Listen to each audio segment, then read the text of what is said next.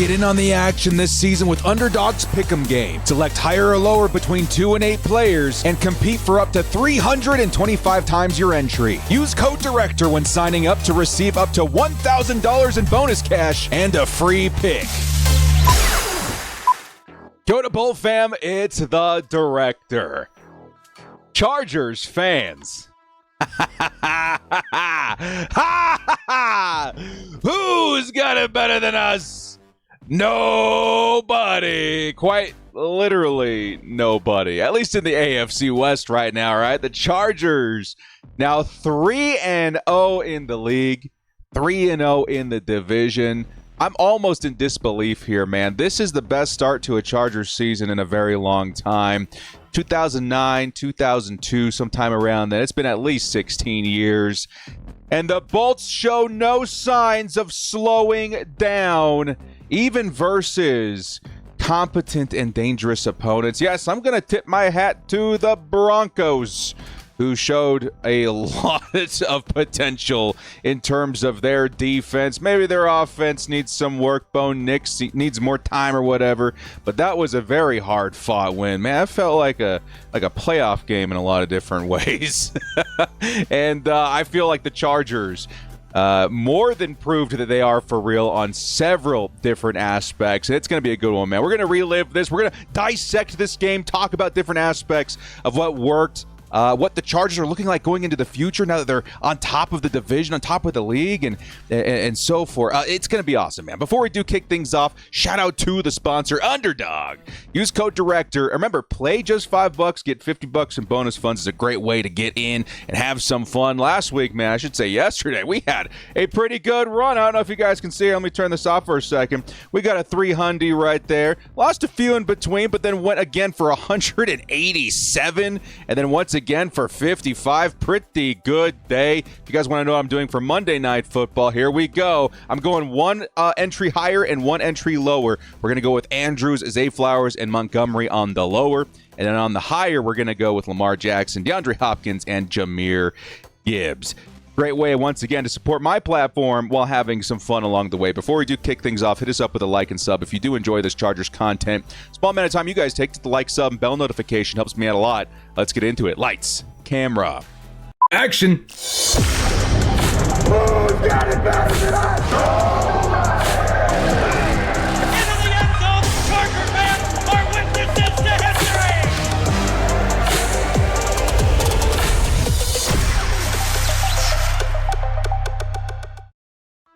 The Chargers versus Broncos. Epic game recap. Dude, long gone are the days where the Chargers be chargering, man.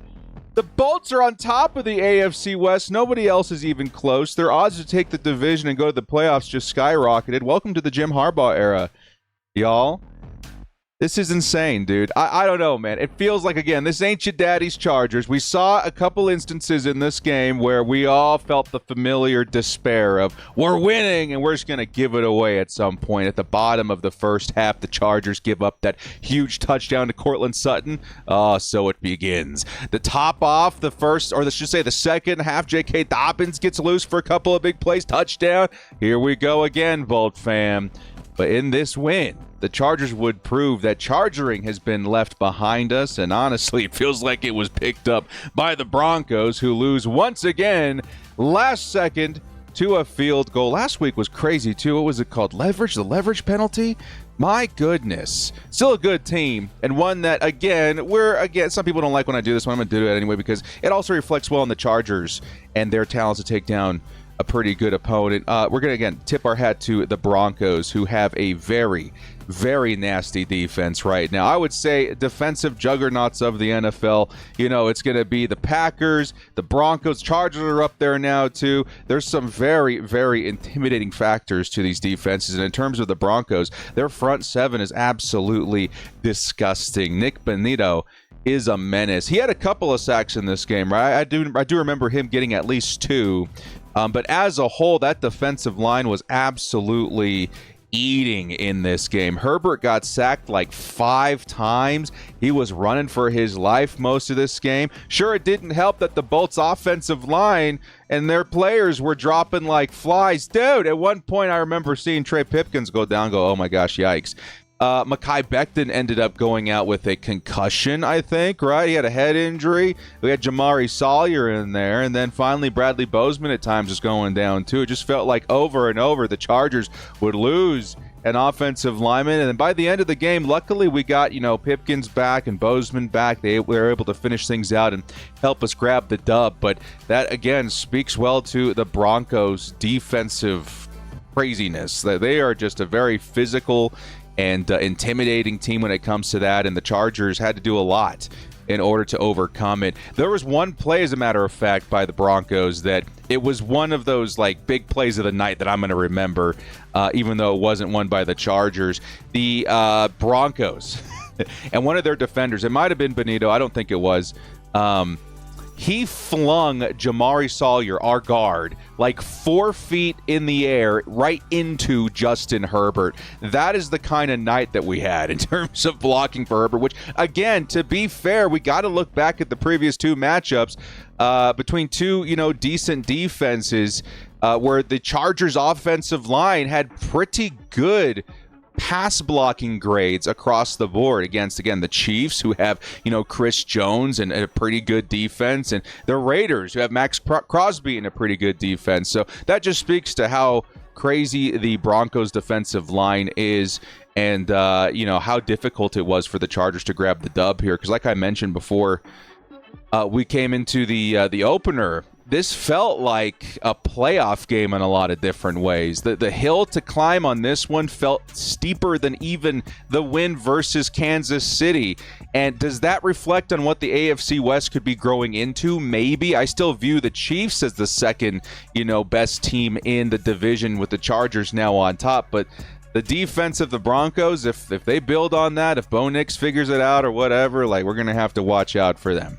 But despite that, despite their good defense, despite the crazy performance and having to claw our way back into this one, I think one of the biggest storylines that I've been hearing, one that's so well-deserved, is going to be the Justin Herbert narrative from this one. Wow, it's just continuing to build and build and build. I mean, at this point, who is arguing against a Justin Herbert MVP, reality? It feels like this is one of those seasons where he is defining the team. He's carrying them still in a lot of different ways, and the unstoppable force that is the Chargers passing attack really has taken everybody, by surprise. In this game, which, again, we started by showing what the Broncos defense looks like. We didn't even mention, Pat Surtain and their secondary, which is pretty good.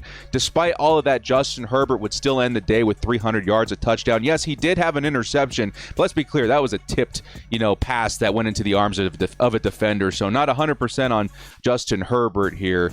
Absolutely insane performance by him once again. He didn't quite log as many rushing yards. The Broncos did a good job of containing him this week, but he didn't need it quite as much, as he found some pretty good success from a couple of different fronts. We've seen, the wide receivers really carry the passing offense with the Chargers the first 2 weeks. This week, it felt like we got some help from the tight end. We got some help from the run game. And then Justin Herbert was just able to eat in these big plays with Quentin Johnston and company once again. He just looks absolutely unreal. And again, the reason why we showed off the Broncos, our defense, to start this off is because of the effort that it took for Justin Herbert to accomplish what he did. There was one play that is being replayed over and over and over again on social media. You're going to see it on NFL Network and ESPN. Hopefully, this needs to be broadcast to the world. A play by Justin Herbert in which he's flushed out of the pocket. I think it's Nick Benito that is chasing him down, and with a player literally in his face,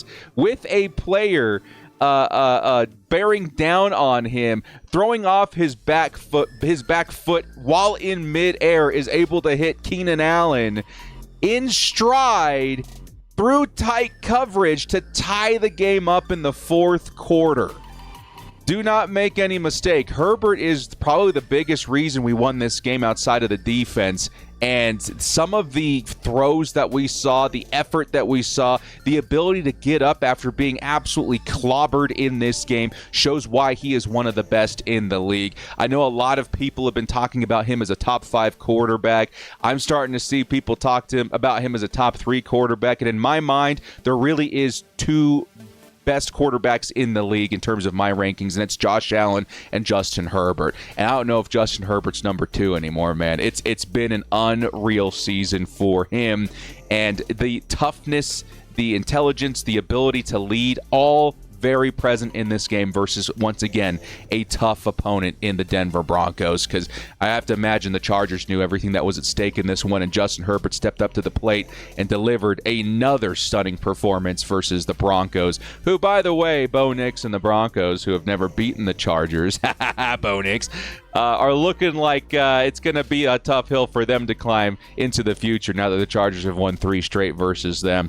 Is it 4? I don't even know. I know we swept them last season. Next up, we got to give some more flowers to Quentin Johnston, who we took over Zay Flowers. And I know a lot of people were worried about that, but now how the turns have tabled. The fantastic season for Quentin Johnston continues to unfold, and it's becoming something of a weird, like, multiverse version of the Chargers that nobody saw coming, right? Who would have thought by this point of the season the Chargers would be 3-0 versus 3 division opponents, that Quentin Johnston would be the number 1 receiver on this team? I don't think anybody would have saw this coming, and QJ once again shows that he is being utilized, number 1, to his strengths, but 2, he's found a role for himself as this big play, I don't know, beast, this weapon for Justin Herbert that has been so consistent on a week-to-week basis. He goes up there again, puts up big numbers, finds huge success versus, again, what is a very good defense. Pat Surtain was on this man most of the night, and Quentin Johnston still found a way to not just get involved, but help us win this game.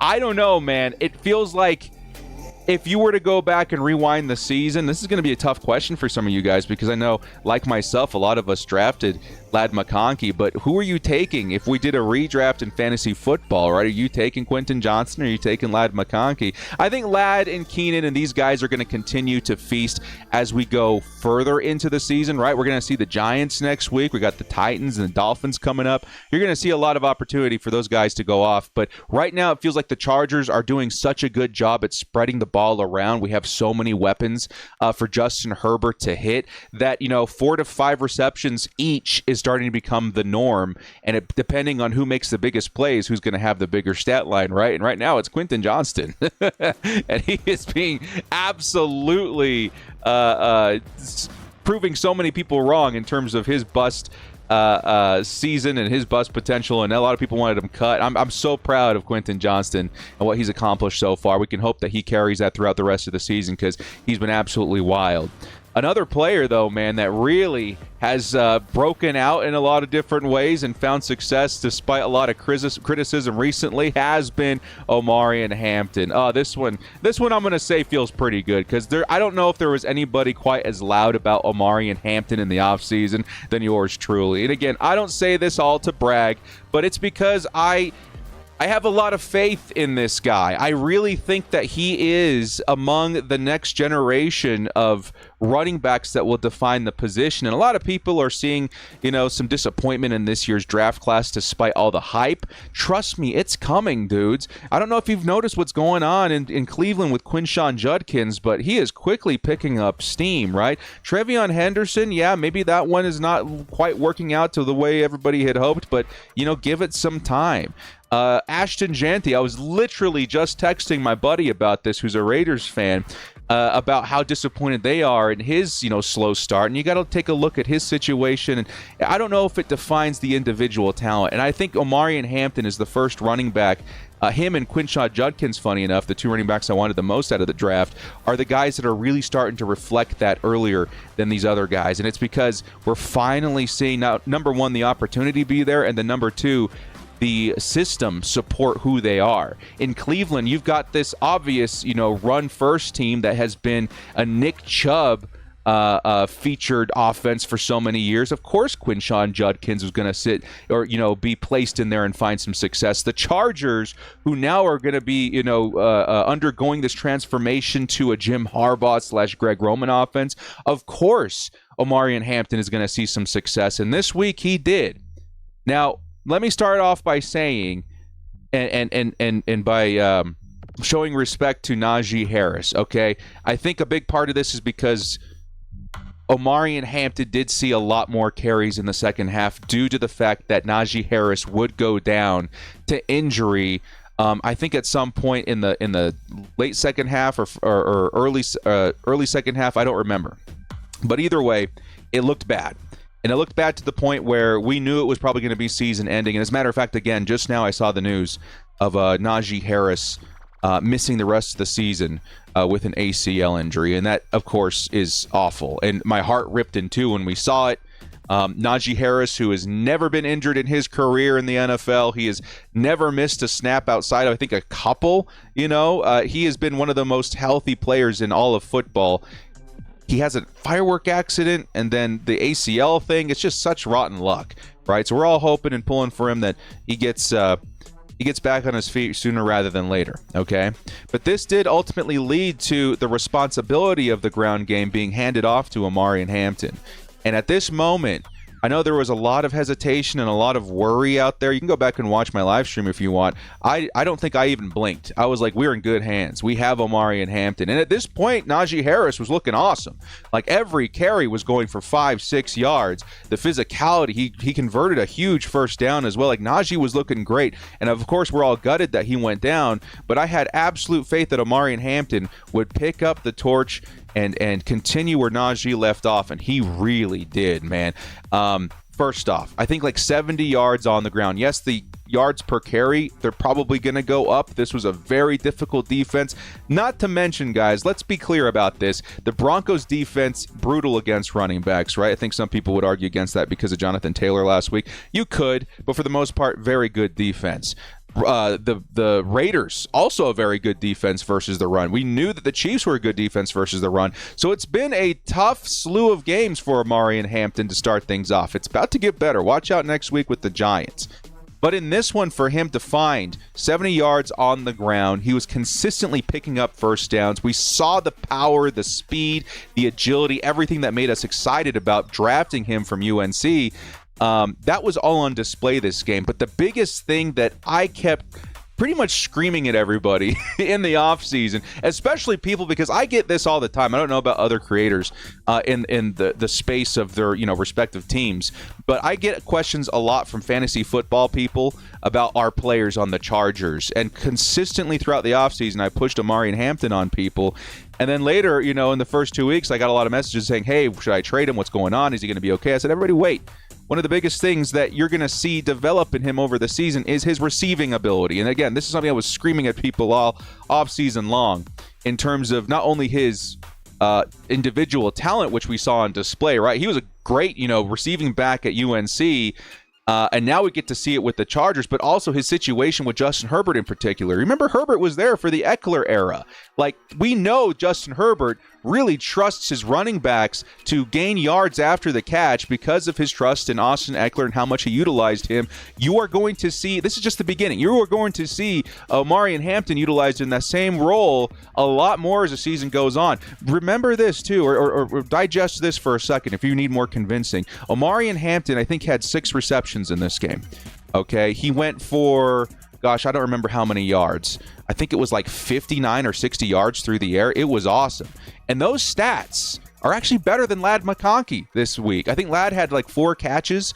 I don't remember how many yards, but Omarion had more. And and that's kind of showing what the spreading the ball around and the percentages of how much Omarion Hampton could take in the passing game as well. He's a great pass blocking back too, by the way. So he's going to be out there a lot. He's going to have opportunities to log more catches. So all I'm saying is if you guys, sneakily, if you're in a fantasy football league and you want a little bit of an edge, Omarion Hampton's one to maybe go out and try and grab. Especially, I mean, it's going to be harder now that he had his breakout game, but he is going to start raking in some receptions. In this game, he totaled 129 yards in his first touchdown, and I think he's just getting started, man. The Omarion Hampton breakout has begun, and especially now that Najee Harris is no longer going to be running the football for us this year, I really think Omarion's going to have a pretty great rookie season.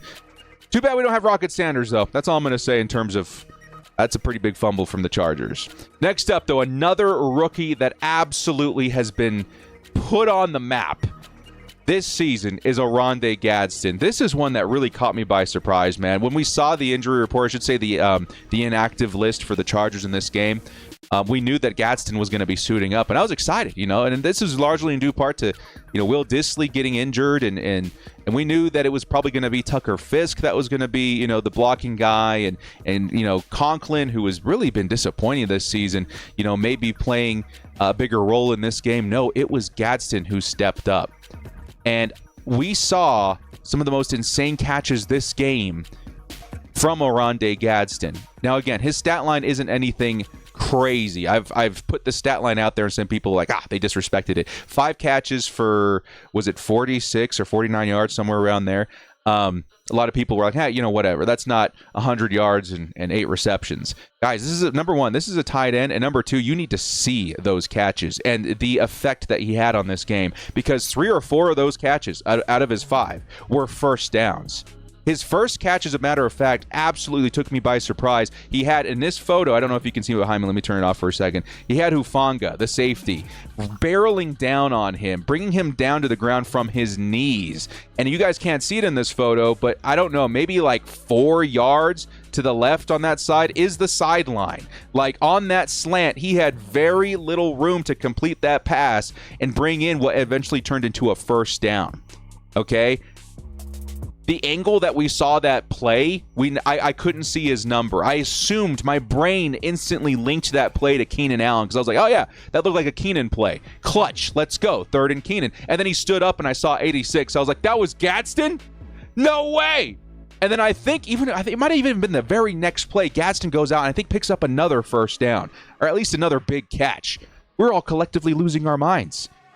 You'll also remember the final drive of the game where the Chargers, I think they were trying to position themselves for a field goal. It was Gadsden, I think also again on back-to-back catches, that put us in range for Cameron Dicker to win it.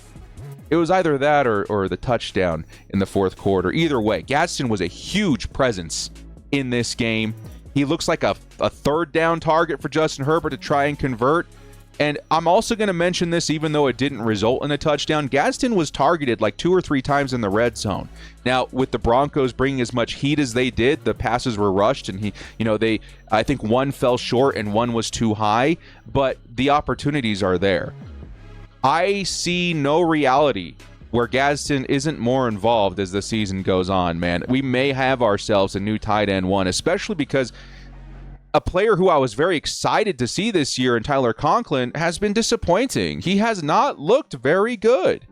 And then all of a sudden, you got this guy Gadsden who comes out of the gate on fire. I mean, watch out for Gadsden, man. I may end up picking him up on a bunch of waivers, too, because tight end has been a tough position to get right this season in fantasy football. And Gadsden looks to have a lot of trust in Justin Herbert. And I expect to see a lot more out of him going forward.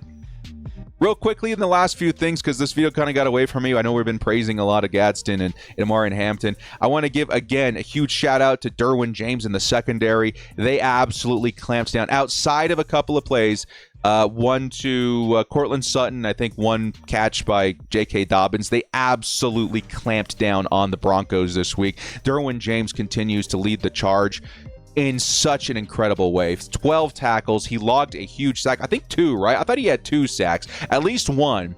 And then 4 tackles for loss as well. Are you kidding me, Derwin James? Again, it's so hard to win Defensive Player of the Year as a safety, but come on. Derwin is having at least another all-pro season, right? This is unbelievable what he's been able to accomplish in the Jesse Minter defense. Also, shout out to the defensive line. Tier Tart, you're a beast, you're a legend, you're a savage, you're all the things. He would land a huge hit on Bo Nix. Some people thought it should have been, roughing the passer. It was a clean hit, but it was a very powerful hit. And he continues to be disruptive. The Chargers also batting down passes at the line consistently. That seems to be something they've gotten very good at. Wow. Jamari Caldwell also, by the way, he's been quietly dominating the run game. I think in the first 2 quarters, the Broncos had like 11 rushing yards, and Caldwell was part of the reason for that. That rookie, dude, he's turning out to be such a steal as well. And also, I'm going to also say this because a lot of people have been worried about this.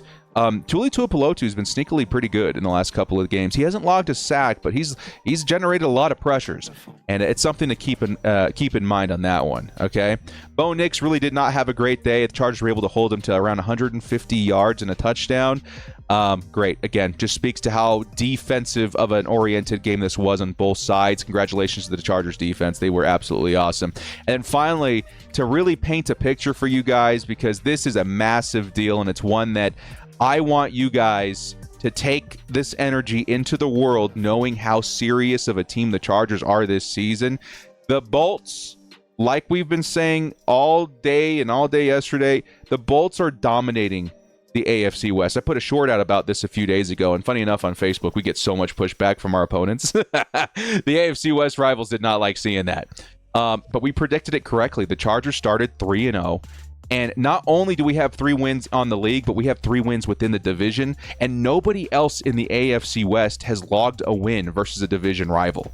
I think we're the only team to have played division rivals in the first 3 weeks. That's kind of messed up when you think about it. What were you doing, NFL? What's up with that schedule? But in the end, the Chargers, they turned it into a huge advantage.